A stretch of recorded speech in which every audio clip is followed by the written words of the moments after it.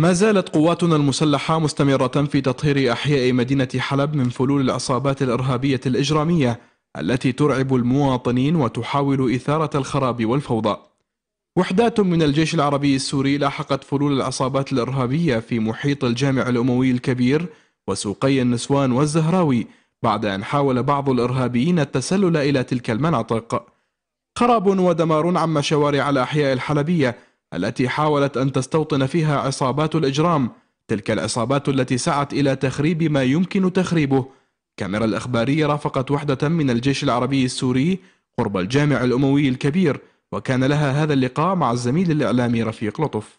طبعا نحن كنا بجنب الجامع الأموي اللي هدموه مع الأسف، ضربوا المعالم اللي فيه، وإلى جانب القلعة أيضا.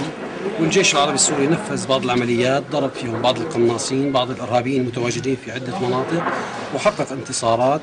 وإن شاء الله الأيام القادمة راح تورجي أمور لسه أحسن بكثير من اللي شايفينه هلا.